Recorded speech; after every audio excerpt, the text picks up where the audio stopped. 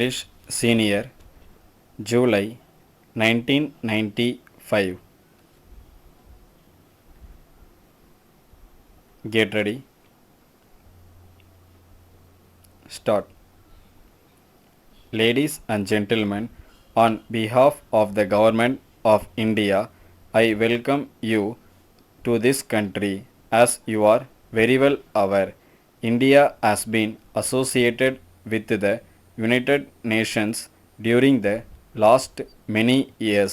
This is because we believe in the aims and objectives of this great organization. Of course, it is true to some extent that this world body has failed in its endeavors to bring about peace and progress in some parts of the world, but nevertheless, we believed in its usefulness and decided to support it in the hope that satisfactory results will come sooner or later. We are gathered here today to discuss about the various problems faced by the countries in Asia. During the last many years, these problems have been considered in the world context. As a result, these countries have been neglected. It was not considered important enough for as much attention to be given to it as was given to certain other parts of the world. But we have to attach more importance to the problems in Asia because they affect us more intimately. As far as India is concerned, one problem which demands immediate attention is food. It is an extraordinary state of affairs that in a country like India, we do not have self sufficiency in food. There is obviously something wrong in our approach to agriculture. I have, however, no doubt in my mind that India can produce enough food, if not immediately, but in the course of a few years. But at the present moment, we have to face this problem. Of course, other urgent problems will also come up before you for discussion. Looking at these problems from a long term point of view, it seems to me that various deficiencies have to be made good. We have to increase our production, both agricultural and industrial, in order to see that the standard of living of our people is increased to a great extent.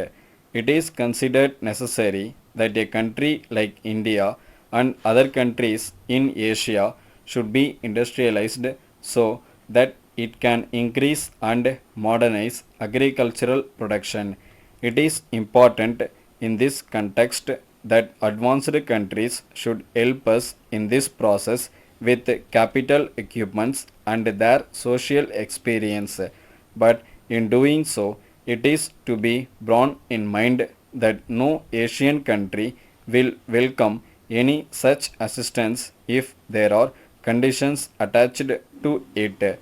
We would rather delay our development than submit to any kind of domination by any other country. This is a principle which is accepted by everyone in India.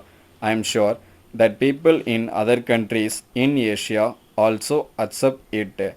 Now, I would like to say a word about population in India.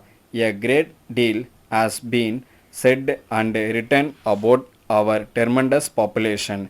It is true that we cannot solve any problem if our population growth is not checked efficiently and as quickly as possible. Well, I have no desire for the population of India to go on increasing.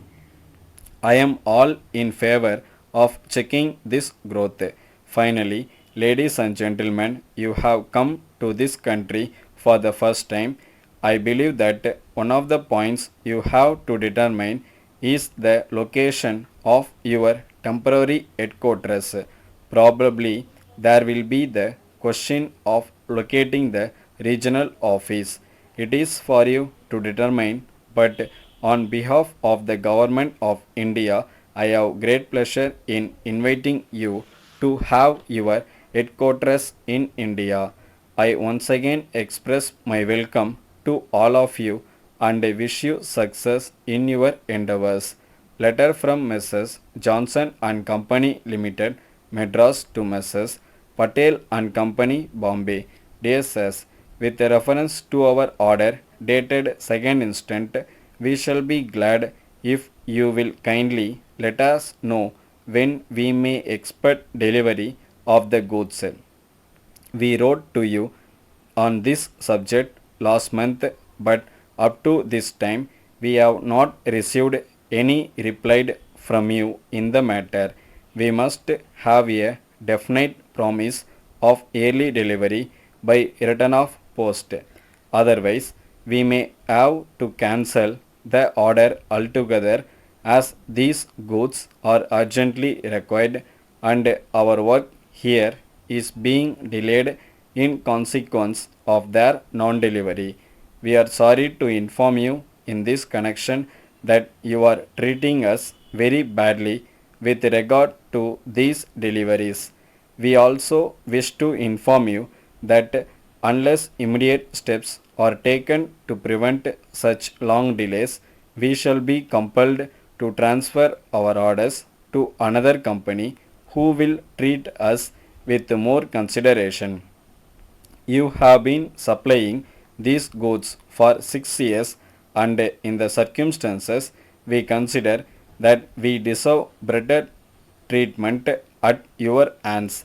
Apart altogether from this, we have been writing to you on the subject for the last 2 or 3 months, but our letters seem to have been absolutely ignored. We would therefore like to request you to look into the matter urgently and let us have a proper reply at once. Yours faithfully. Stop.